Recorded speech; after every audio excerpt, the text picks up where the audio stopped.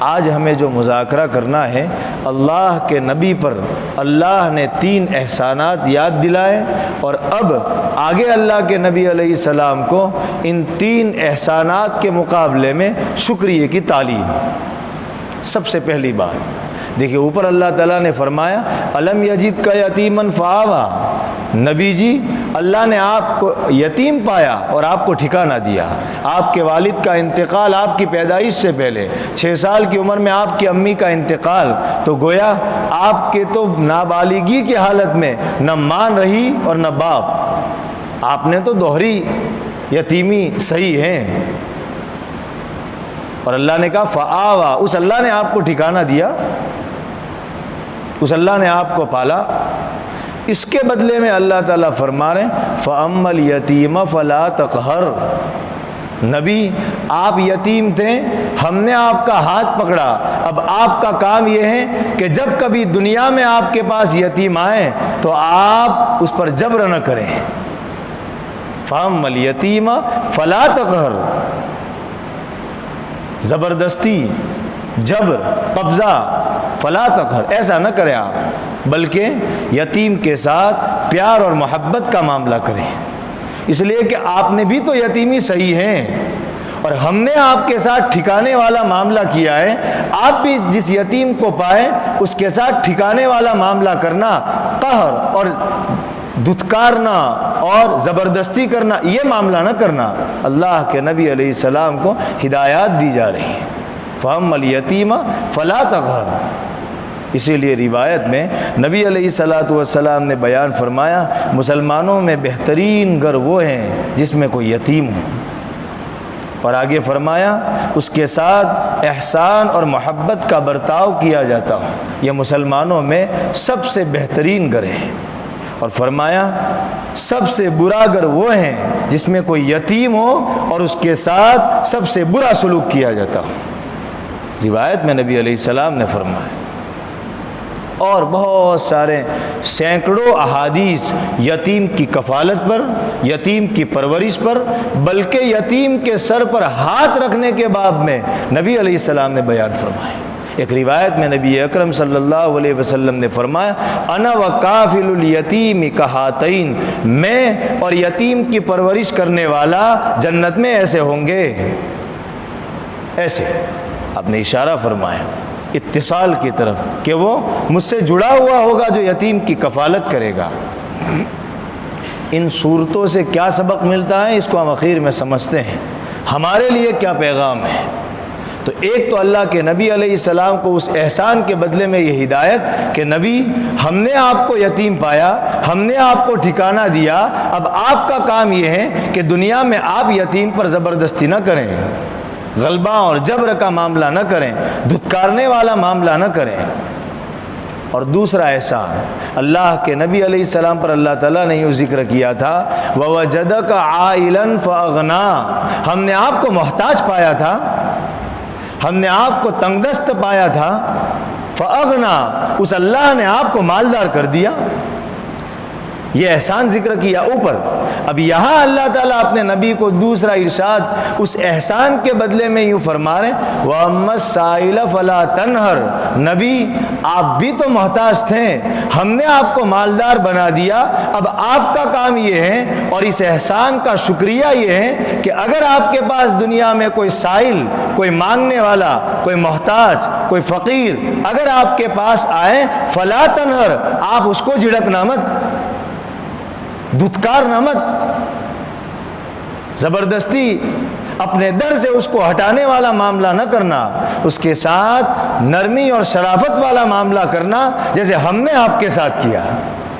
ایک احسان، اس احسان کے بدلے میں شکریہ کی یہ تعلیم کہ آپ بھی محتاج تھے، ہم نے تو آپ کو نہیں جھڑکا، ہم نے تو آپ کو نہیں چھوڑا، آپ کے پاس اگر کوئی محتاج آ جائے، کوئی سائل آ جائے، آپ بھی اس کے ساتھ ایسا ہی معاملہ کرنا جیسا ہم نے آپ کے ساتھ کیا۔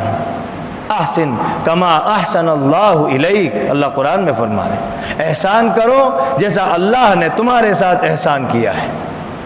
اسی لیے فرمایا تخلقوا باخلاق اللہ، اللہ کے اخلاق میں رنگ جاؤ، صبغۃ اللہ ومن احسن من اللہ صبغہ، قرآن میں اللہ فرما رہے ہیں اللہ کے رنگ میں رنگ جاؤ، سبحان اللہ، اللہ کے رنگ میں رنگ جاؤ، یعنی مسلمان پر اللہ کی تجلی اور اللہ کا رنگ چڑھا ہوا ہونا چاہیے۔ اور اللہ سے بڑھ کر کس کا رنگ اچھا ہوگا؟ اللہ کھلا کر خوش ہوتا ہے، مسلمانوں کو تعلیم یہ ہے تم بھی کھلا کر خوش ہو۔ اللہ ننگوں کو پہنا کر خوش ہوتا ہے، مسلمانوں کو تعلیم یہ ہے اللہ والے اخلاق تم بھی اپناؤ اور تم بھی لوگوں کو پہنا کر کے خوش ہو۔ اللہ کی صفت رحمان اور رحیم ہے، وہ معاف کرنے والا ہے، مسلمانوں کو تعلیم یہ ہے کہ تم بھی دنیا میں غصے اور غضب سے کام نہ لینا، رحمت اور رحمانیت سے کام لینا، درگزر۔ تخلقوا باخلاق اللہ، اللہ کے جو اوصاف ہیں وہ اوصاف کی تجلی ایک مومن پر ہونی چاہیے، تبھی وہ نائب کہا جائے گا اللہ کا۔ انسان اللہ کا نائب ہے اور نائب میں اصل کا رنگ ہوتا ہے۔ تخلقوا باخلاق اللہ۔ تو بہرحال اللہ تعالیٰ نے جو احسان اپنے نبی پر فرمائے ہیں، ان احسان کے شکریہ کی تعلیم اللہ تعالیٰ ان الفاظ میں اپنے نبی کو دے رہے ہیں۔ اما السائل فلا تنہر، اور سوال کرنے والا چاہے مال کا سوال کرے، چاہے علم کا سوال کرے، چاہے کسی بھی طرح کا سوال کرے، سب آ گیا، صرف مال کا سوال نہیں، علم کا سوال۔ عالم کو چاہیے کہ وہ سائل کو نہ جھڑکے، مفتی کو چاہیے کہ وہ فتویٰ پوچھنے والے کو نہ جھڑکے، سب کو تعلیم ہے۔ وَأَمَّا السَّائِلَ فَلَا تَنْهَرْ، سوال کرنے والا آپ اس کو ڈانٹیے مت، فلا تنہر۔ دیکھیں یا عربی زبان کی نزاکت کو سمجھیے، تنہر، تا نون چھوٹی ہا اور را، یہ الفاظ ہیں جس کے معنی ہے ڈانٹنا، جھڑکنا، اور ایک ہے تا نون بڑی ہا اور را، تنہر، اس کے معنی ہوتا ہے قربانی کرنا۔ ونہر انا اعطیناک الکوثر فصل لربک وانحر، ہا کے ساتھ قربانی کرنا اور چھوٹی ہا کے ساتھ ڈانٹنا۔ قرآن سیکھنا کتنا ضروری ہے۔ اگر یہاں کسی نے ہا کے بجائے چھوٹی ہا کے بجائے بڑی ہا پڑھ لیا تو معنی کہاں سے کہاں چلا جائے گا۔ عربی زبان بہت مالدار زبان ہے۔ تنہر، سائل کو آپ نہ جھڑکے۔ سوال یہ ہے کہ اگر کوئی اڑ جائے تو، سوال کرنے والا اڑ جائے، ضد پہ اتر جائے تو، حضرت اقدس تھانوی رحمہ اللہ نے بیان القرآن میں تفسیر روح المعانی کے حوالے سے لکھا اگر اڑ جائے تو پھر تھوڑا سا ڈانٹنے کی اجازت ہے، تھوڑا سا۔ تفسیر بیان القرآن میں حضرت اقدس تھانوی رحمہ اللہ نے ذکر کیا، اور بھی مختلف تفاسیر میں ہمارے اکابر نے ذکر کیا کہ اگر اڑ جائیں تو پھر تھوڑا سا سختی سے کام لیا جا سکتا ہے۔ لیکن ساتھ میں مفتی تقی عثمانی صاحب دامت برکاتہم کی ایک بات آپ کو سناؤں۔ مفتی تقی صاحب نے کسی جگہ لکھا ہے کہ میں چھوٹا تھا، اپنے والد کے ساتھ کار میں بیٹھ کے کہیں جا رہا تھا، اتنے میں ایک مانگنے والا آ گیا، مانگنے لگا۔ شیخ الاسلام مفتی تقی عثمانی صاحب دامت برکاتہم نے اپنے والد سے فرمایا، ان کے والد صاحب مفتی شفیع صاحب کو نکال کر اس مانگنے والے کو دینے لگے۔ تو تقی صاحب نے فرمایا ابا ان کو کیوں دے رہے ہیں آپ؟ چھوٹے بچے تھے اس وقت۔ فرمایا ابا ان کو مانگنے کا حق نہیں ہے، یہ تندرست ہیں، یہ بغیر حق کے مانگ رہے ہیں، ان کو حق نہیں ہے مانگنے کا۔ وہ مجھ جیسے باپ نہیں تھے، شفیع تھے، وہ مفتی اعظم تھے، اللہ والے تھے۔ تقی صاحب سے فرمایا بیٹے حق کی بات کرتے ہو، سوچو ذرا، اللہ ہمیں حق دیکھ کر دے رہا ہے کہ بغیر حق کے دے رہا ہے؟ اگر اللہ بھی ہم کو حق دیکھ کے دیتا تو مجھے اور آپ کے پیٹ میں ایک لقمہ اللہ نہ کھلاتا، اس لیے کہ حقدار تو ہم بھی نہیں ہیں۔ فرمایا حق دیکھ کے معاملہ نہ کرو، بغیر حق کے دینا یہ بھی تو انسانیت ہے۔ یہ آخری جملہ میں کہہ رہا ہوں، لیکن مفتی صاحب نے اپنے بیٹے کو یہ تربیت کی۔ حق کی بات کرتے ہو کہ ان کا مانگنے کا حق نہیں ہے، ہمیں اللہ سے مانگنے کا حق ہے، پھر بھی وہ اللہ بغیر حق کے ہم کو دے رہا ہے، ہمیں بھی چاہیے کہ ہم بھی بغیر حق کے دیں۔ وَمَسَائِلَ فَلَا تَنْهَرْ، اور آگے اپنے نبی کو اللہ تعالیٰ نے آخری آیت میں یہ ارشاد فرمایا وَأَمَّا بِنِعْمَةِ رَبِّكَ فَحَدِّثْ، آپ کی نعمت، تیسرا احسان کیا تھا؟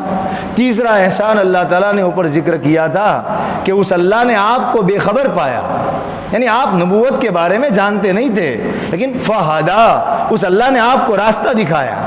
اس کا شکریہ کیا ادا کریں گے؟ اپنے نبی کو اللہ تعالیٰ نے تعلیم ارشاد فرمائی وَأَمَّا بِنِعْمَةِ رَبِّكَ فَحَدِّثْ، تیرے رب کی جو نعمت تم پر ہیں چاہیے فحدث، اس نعمت کو بیان کیجئے۔ امام رازی نے غالباً لکھا مراد قرآن شریف، یعنی اللہ نے جو آپ کو نبی قرآن کے ذریعے سے جو ہدایت کی ہے، چاہیے کہ آپ اس قرآن کی تعلیم امت میں عام کریں۔ فہدا فحدث، اور خود حدیث نبوی اس کو بھی آپ امت میں تعلیم دیں، انسانیت کی رہبری کریں، گائیڈ کریں انسانوں کو۔ فحدث، مفتی تقی صاحب نے اسی لیے درس ترمذی کے مقدمے میں یہ بات تحریر فرمائی کہ اسی وجہ سے اللہ کے نبی جو بات ارشاد فرماتے ہیں اس کو حدیث کہا جاتا ہے۔ وَأَمَّا بِنِعْمَةِ رَبِّكَ فَحَدِّثْ، آپ کے رب کی جو نعمت آپ پر ہیں فحدث، اس کو بیان کیجئے۔ تقی صاحب فرماتے ہیں اسی حدیث سے آپ کی بات کا جو نام پڑا ہے وہ حدیث پڑا ہے، فحدث۔ یہ اور یہ قولی شکریہ ہے، فعلی شکریہ تو اوپر بیان فرمایا، قولی شکریہ یہ ہے کہ اس اللہ نے آپ کو ہدایت دی ہے، آپ اس ہدایت کو کھول کر بیان کریں، اور جیسے اللہ نے آپ کو ہدایت دی آپ کو بھی چاہیے امت کی رہبری کریں۔ تین احسان، اور ان تین احسان کا کیسے شکریہ ادا کرنا۔ بہرحال یہ تو سورج کی مختصر سی تشریح اور تھوڑا سا مذاکرہ تھا۔ سوال یہ ہے کہ ہمارے لیے کیا تعلیم ہے، اس لیے کہ قرآن صرف ہدایت کی کتاب ہے۔ ٹھیک ہے اللہ کے نبی علیہ السلام تہجد میں نہیں اٹھ سکے تو ہمارے لیے کیا پیغام ہے؟ سب سے پہلے اللہ کے نبی کی رفعت شان، کہ اللہ قسم کھا رہا ہے تمہارے روشن چہرے کی قسم، والضحیٰ واللیل اذا سجا، بعض حضرات کے مطابق اپنے نبی کی بالوں کی اللہ قسم کھا رہا ہے، واللیل اذا سجا، ما ودعک ربک وما قلی، آپ کے رب نے آپ کو چھوڑا نہیں اور آپ سے ناراض بھی نہیں ہوا۔ ان 3 آیات میں یا 4 آیات میں ہمارے لیے کیا پیغام ہے؟ ہمارے لیے آج کے زمانے میں یہ پیغام ہے کہ جیسے اللہ کے نبی علیہ الصلاۃ والسلام تہجد میں نہ اٹھ سکیں اور وہی آپ پر تھوڑی دیر بند ہو گئی، جس کی وجہ سے کفار نے آپ کو طعنہ دیا کہ محمد تمہارے شیطان نے معاذ اللہ تم کو چھوڑ دیا ہے، نبی کو طعنہ دیا، محمد تمہاری اولاد زندہ نہیں رہتی، تمہارا مشن تمہارے ساتھ ختم ہو جائے گا، یہ طعنے اللہ کے نبی علیہ السلام کو دیے۔ لیکن اللہ نے دکھا دیا کہ جو ختم ہونے کے انتظار میں تھے وہ ختم نہیں ہوا، بلکہ اور بڑا اور بڑا اور بڑا۔ ہمارے لیے تعلیم ہے کہ اے امت مسلمہ، تم کو بھی طرح طرح کے طعنے دنیا میں دیے جائیں گے،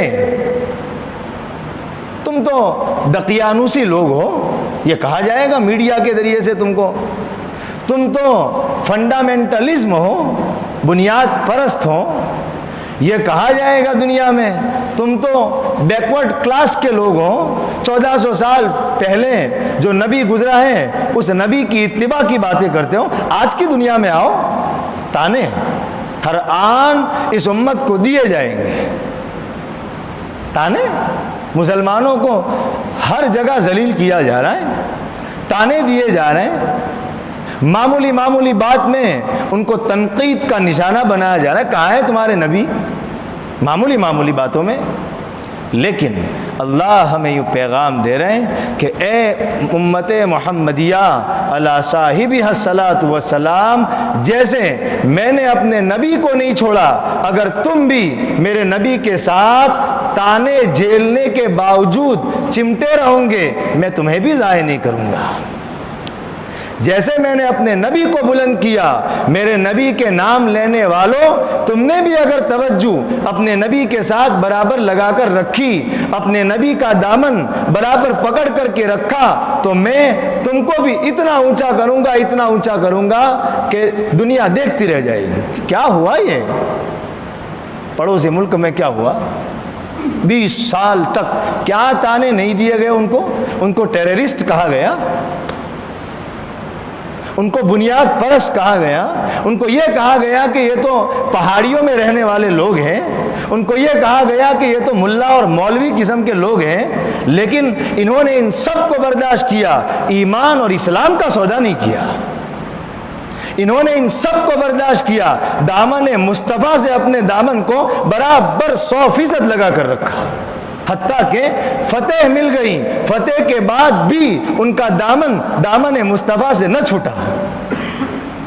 ان کو جب حکومت ملی ہے تو انہوں نے نعرے بازیاں نہیں کی، انہوں نے وہ کیا جو فتح مکہ کے موقع پر اللہ کے نبی نے کیا تھا۔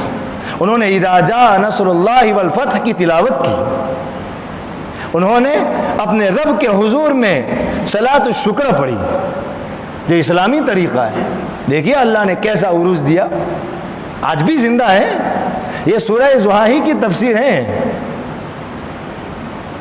ہمارے لیے یہی تعلیم ہے کہ ہم اپنے دامن کو اللہ کے نبی کے دامن کے ساتھ چمٹا لیں، سارے حالات بدل جائیں گے۔ یہی خلاصہ ہے، اللہ تعالیٰ یہی تعلیم دے رہے ہیں۔ ہم نے ہمارے نبی کو نہیں چھوڑا تو کیا جو نبی کا نام لیوا ہوگا ہم اس کو چھوڑیں گے؟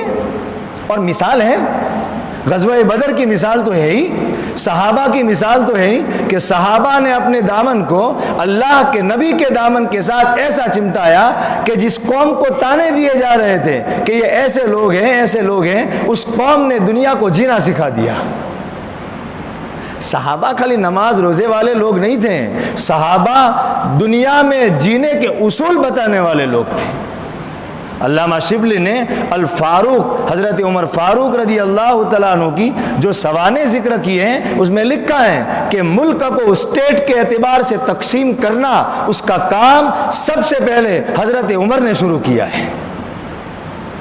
ملکوں کو جینے کے طریقے سکھانے والے لوگ تھے صحابہ، حالات پر گہری نظر رکھنے والے لوگ تھے صحابہ، پولیٹیکل سسٹم سے بہت زیادہ واقف لوگ تھے صحابہ۔ دیکھیے کیا ہوا۔ تو ابتدائی آیات میں میرے اور آپ کے لیے پیغام کہ پھونک پھونک کر ہر طریقے میں سنت طریقے کو اپنایا جائے۔ کیا برکتیں ہیں سنتوں کی؟ حلیمہ سے پوچھو جو آپ علیہ السلام کو لے گئی تھی چند سال، بکری کے تھن میں دودھ نہیں تھا، دودھ آ گیا، قحط پڑا ہوا تھا، حلیمہ کی بکریاں دودھ سے بھری ہوئی واپس آ رہی ہے۔ ہمارے گھر میں اگر سنتوں کا ماحول ہوگا وہی برکتیں ہوگی جو صحابہ دیکھتے تھے۔ یہ ابتدائی آیات میں۔ اس کے بعد اللہ تعالیٰ نے فرمایا وَلَلْآخِرَةُ خَيْرٌ لَكَ مِنَ الْأُولَىٰ، آخرت آپ کے لیے بہتر ہے۔ اس میں ہمارے لیے پیغام ہے کہ ہر آن اپنی نظر آخرت پر ہو۔ دنیا بھی اس لیے کمائی جائے تاکہ آخرت سنور جائے، اس لیے کمائی جائے۔ اسی لیے مسلم شریف کی روایت ہے کہ جس کو جنت میں ایک کوڑے کے برابر، ایک کوڑا رکھنے کے برابر، ہینٹر رکھنے کے برابر جگہ مل گئی، دنیا و ما فیہا سے بہتر ہے۔ روایت میں فرمایا نبی علیہ السلام نے ایک ناز و نعمت میں پلے ہوئے انسان کو مرنے کے بعد جہنم کا ایک چکر لگوایا جائے گا۔ اللہ پوچھیں گے کیا حال ہے؟ کہے گا اللہ کبھی نعمت دیکھی ہی نہیں، اور دنیا میں سخت تکلیفوں میں زندگی گزارنے والے کو اللہ مرنے کے بعد ایک چکر جنت کا لگوائیں گے۔ اللہ کہیں گے کیا حال ہے؟ کہے گا اللہ کوئی مصیبت دیکھی نہیں۔ اصل آخرت صحابہ کی نظریں دیکھیے، ایک ہے عقیدہ کہ ہر مسلمان کہتا ہے کہ یقیناً آخرت ہی اصل ہے، لیکن ایک ہے زندگی میں اس کا ثبوت.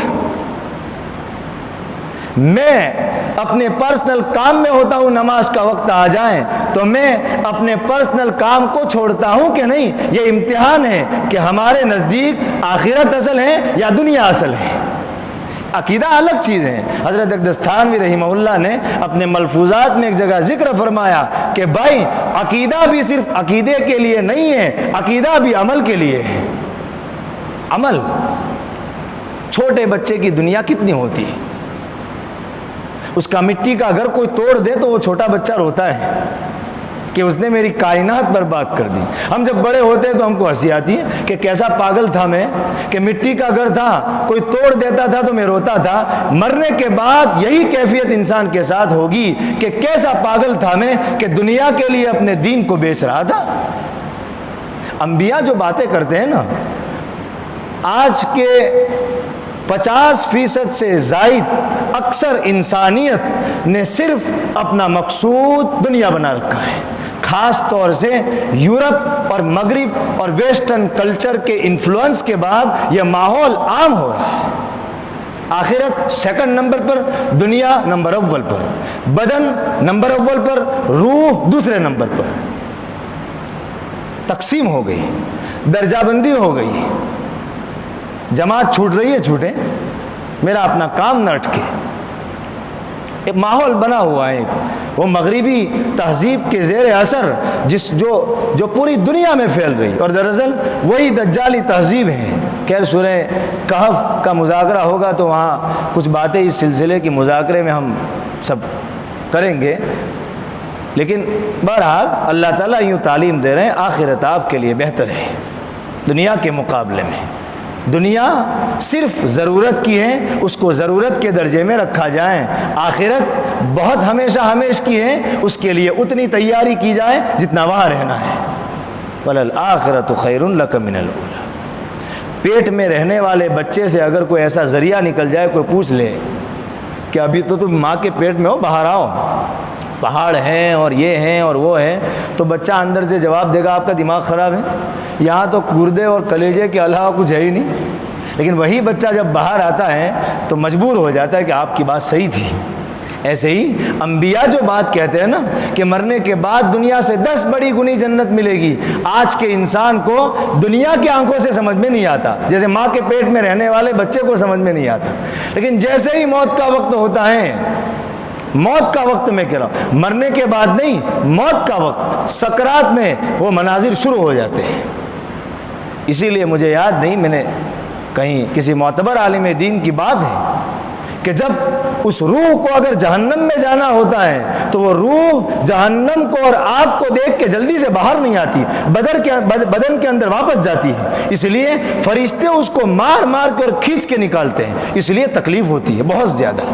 اور اگر نیک بندہ ہوتا ہے تو جنت اور باغ کو دیکھ کے وہ فوراً باہر آنا چاہتا ہے، اس لیے اس کی روح بہت آسانی سے قبضہ ہو جاتی ہے، موت سے ہی مناظر شروع ہو جاتے ہیں. بہرحال یہ تعلیم ہمارے لیے وَلَلْآخِرَةُ خَيْرٌ لَكَ مِنَ الْأُولَىٰ کہ یہ صرف ایک دل میں عقیدہ نہ رہے، عقیدے سے باہر آ کر کے زندگی بن جائے.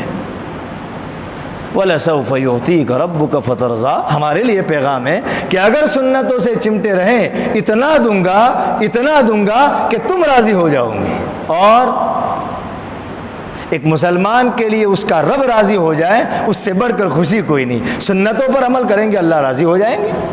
اور آخر میں پھر یہ تعلیم کہ یتیم کو جھڑکنا نہیں، یتیم کو جھڑکنا نہیں، خالی جھڑکنا نہیں ہے یہ نہیں، بلکہ اپنے منتھلی بجٹ میں یتیم کا کوئی حصہ فکس کرنا ہے. ہماری 10,000 کی آمدنی ہے، 100 روپے ایسے ہو جو ہر مہینے ہماری سیلری میں سے کسی یتیم کا کفالت کرے، چاہے وہ ہمارے گھر میں وہ یتیم نہیں ہے، کسی اور کے گھر میں ہے، ہماری سعادت سمجھ کے لگ جائیں.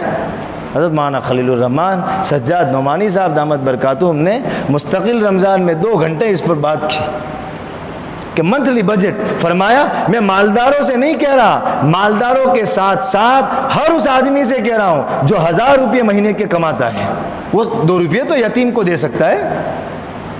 فَأَمَّا الْيَتِيمَ فَلَا تَقْهَرْ. بجٹ وَأَمَّا السَّائِلَ فَلَا تَنْهَرْ، یہی بجٹ پاس کروا رہا ہے قرآن۔